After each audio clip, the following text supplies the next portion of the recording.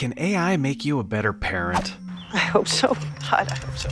AI claims to be a game changer for technology. It's going to change the way we use the internet. It's changing the world of entertainment, and just about everywhere you look, people are talking about AI and how it's going to change our jobs. The robots will be able to do everything better than us. But what about our most important job, raising our kids? That's a big one. There's a lot of big questions and concerns parents have over this new technology and what it means for our kids' future. If you're like me and you grew up in the 90s, let's just say AI in the future was not exactly a happy combination. It's a Terminator. The only reason it blends in is to kill humans. Personally, I'm not all that concerned about robot domination just yet, and I've been focusing my time on how these new tools can create new opportunities to engage with and have special moments with my kids, and that's what I'm going to share with you here. Oh wow, we're sharing secrets now. Here are 3 parenting hacks I've discovered in the last month using these new AI tools, all of which just hit the market in 2023. Number 1, interactive story time. Chat GPT may not be smart enough to write the next best Netflix drama. It's not funny. But it sure can spit out a fun rhyming kids story starring your kids in a heartbeat. So many stories are running through my head right now. Here's what you do. Ask your kids what kind of story they want to hear at bedtime. It's a story about a cookie. And then go to ChatGPT and say this. Write a story starring 3 kids, Deacon, age 9, Serena, age 7, and Angel, age 4. They should go on an adventure in a hot air balloon and end up back in the 1980s where they help people and then come back home for dinner. Wait a minute. You're saying Dad invented time travel? Yeah. It'll spit back to you a pretty decent story that your kids will love because it's about them and their favorite interests. But here's the trick that I've learned that makes it great for story time. Ask it to write the story as a rhythm story, which takes the story and breaks it into rhymes. This is a big hit with my kids.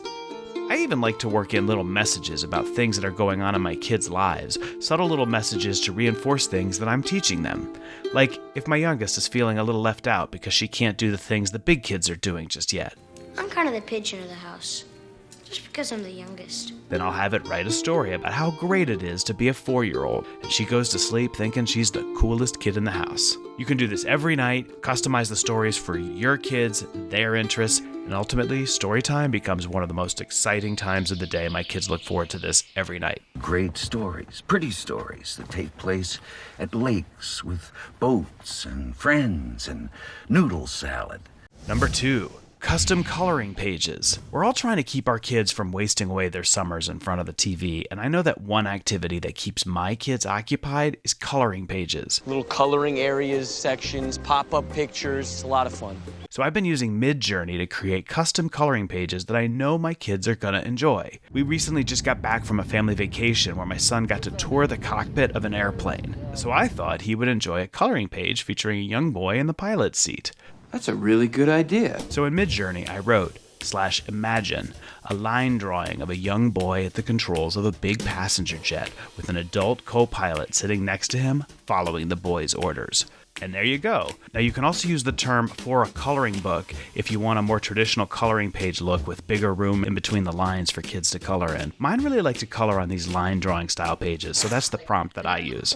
Now Midjourney is not free like ChatGPT. Its cheapest plan is $10 a month. We use it a ton, so we canceled one of our streaming subscriptions in exchange for it. Sorry, Peacock.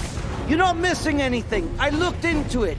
Number 3. Secret healthy recipes. We all know how hard it is to get our kids to eat healthy foods like vegetables. So if you're like me, you're doing anything you can to sneak healthy ingredients into the foods you know they'll eat. We're being sneaky here. Sneaky. I love that. And guess who's a great sidekick for the sneaky parent? These naughty robots like ChatGPT. I asked it to give me 10 ideas for kid-friendly dinner options that hide the vegetables for a family of picky eaters. And it kicked out a bunch of good ideas. Some I had thought about before, like smoothies obviously, but a bunch I hadn't even dreamed of before. It suggested I puree pumpkin and sweet potatoes and broccoli into the cheese sauce for my mac and cheese.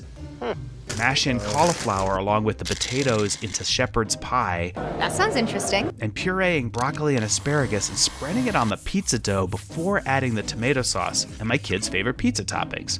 I've never heard of that one, and I'm on every single site. The trick I've used is to start with a prompt describing exactly what the problem is. My kids love pizza but won't eat any green vegetables. Can you give me 10 ideas on how to sneak the vegetables into their food without them knowing? I find that asking ChatGPT for 10 ideas or more is good because it usually gives you a variety of different answers, and then you can ask it for more specific recipe for the ones that you think will work. Easy enough. In this case, I went for the hidden veggie pizza idea, and it kicked out an easy recipe using a pre-made pizza dough that looks and tastes exactly like the homemade pizzas we make all the time. They like it. They love it. Look, this world of AI is going to be a new journey for all of us, and it's going to be especially hard for us parents because we have to somehow learn this new world and teach it to our kids at the same time, as if parenting wasn't hard enough.